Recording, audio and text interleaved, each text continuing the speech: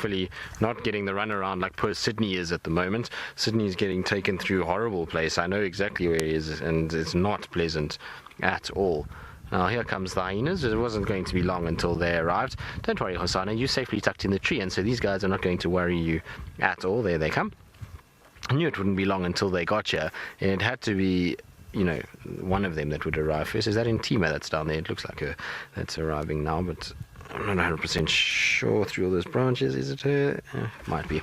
You can see she's just below us at the moment, so we kind of parked on a very precarious spot in many respects. I'm hoping that the hyenas do come in and it keeps Hosana up in the tree, because I know how he can be. He will eat now and then he'll go and find a spot just to go and sleep. But if lots of hyenas arrive, well, that'll keep him up there, and hopefully he'll find a nice little branch to have a good nap. But you can see, look at how he's breathing. He's jammed so much food inside there that I don't think he's got much space left. In fact, his tummy is getting wider than his shoulders at this stage, which is a bit of a worry. He is in full sausage regalia right now. He's already in his Halloween costume. He's going to go as a sausage, as a little Frankfurter this year. That's what he's decided. Kit Kats was because most of the blood was kind of leaked out of this carcass this morning. So when hyenas were feeding, and when we left this morning, we went past where it was actually killed, and you could see, and the hyenas first stole it, and there's just this big puddle of blood there. So most of it would have drained out already, and that's why we're not seeing it too much. And you can see there's huge chunks missing at this stage, and so most of that would have disappeared during the course of that kind of feeding process, and so a lot of the blood is already gone. Just also remember that carcass has been dangling up there the whole day, and so, you know, it's much like I suppose anything. If you make a huge hole in it and you dangle it somewhere for 12 hours, there's going to be blood that's going to drip out, and you can actually see the damage to that thing. The poor Nyala's hoof even has been half eaten, so these hyenas have really caused a lot of damage all over the place. Hosana, are you watching the hyenas carefully walking away? So hyenas come to join us up on top here, and is milling about behind us at the moment. Shucks, I've never eaten nyala meat like this, and I'm not sure whether or not it would be considered tough to a leopard. But I mean, I have eaten a nyala before, but it's never one that's been kind of in the bush. That's all farmed nyala, so I suppose it's slightly different. Look at that. Doesn't he look happy with himself? He's kind of hugging his carcass as if to say, yes, you may have gotten one over me this morning, but it is mine.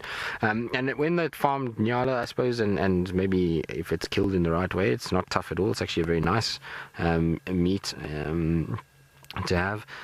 Hosana, you've got bits sticking out of your teeth. You see he's got a piece of... Oh, there we go. That's good. Well done, boy.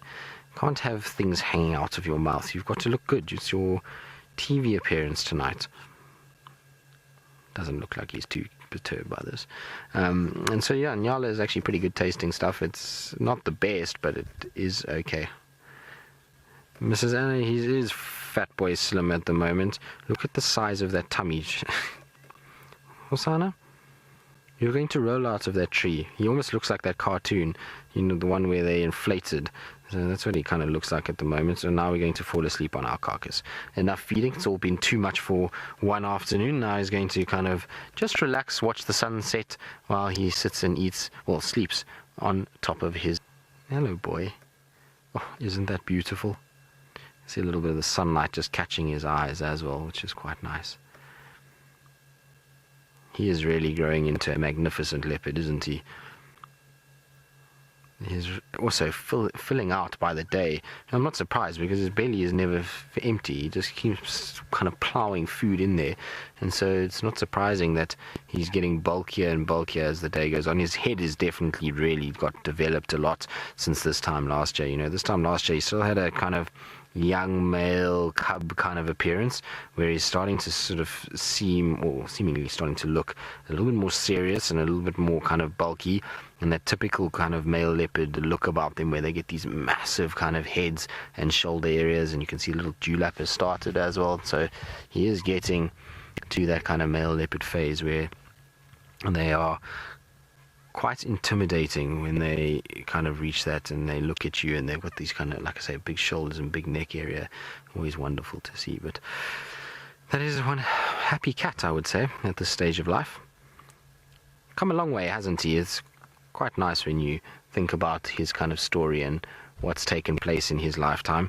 It's not been an easy life, that's for sure, and the odds of him surviving as a male in a leopard-rich area like this probably was not very good, given he was only a year old, but he took to it very well. I mean, he was within the first sort of 3-4 weeks of Karula disappearing, he was already starting to kind of kill impalas and the likes, and so, you know, he really has done very, very well, all things considered. And you know, he's done one little jaunt through the central part of the Sabi Sands and decided, nah, he prefers it up here, and has come back and is just taking it easy on this side of the world. I suppose he had a lot of competition down there. You know, Anderson and Flatrock are not two leopards you really want to mess with too much. Both are quite big boys, and so I suppose it makes much more sense to come here and just deal with Dad for a while, and every now and then pay him tax in the form of food, and then carry on.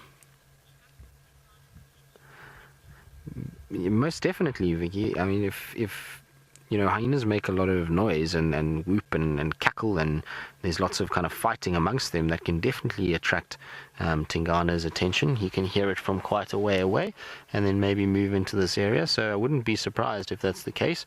It could attract attention of many others. You know, where Hosana is at the moment, there's kind of a fringe area. This could be a place where we could get Shadilu arriving, we could get Tandi here, we could get Tingana, we could get Hukamuri, we could get that unknown male. You know, even Mfakazi wasn't that far away from here when he had his kill stolen the first time we kind of saw him with Hosana and Tingana. So, you know, it's not always the best spot for him at this stage. I mean, he will have some competition here, and any noise that hyenas make will attract the attention of those cats, as well as maybe even something like lions. The Nkuhuma Pride, when we followed them yesterday, walked right past you. You'll see on the right of this tree, there's a tall tree over there, and the Nkuhuma Pride just walked just behind that tree in that direction. So, you know, he's not kind of off the beaten track, if you want to call it that, so he will have to keep a bit of an eye out. Now, what have you seen, Hosana? He's kind of looking off in that direction at the moment. No, he's decided that whatever it was is okay. Maybe some hyenas are messing around. That's where the carcass came from, so I wouldn't be surprised if there's maybe a hyena that's just chomping down on a few little bits that are that side. Right, well, we'll sit here and wait. We'll see what comes of his attention. And while we do that, let's send you back across to Tingana, who's also looking around, much like his son.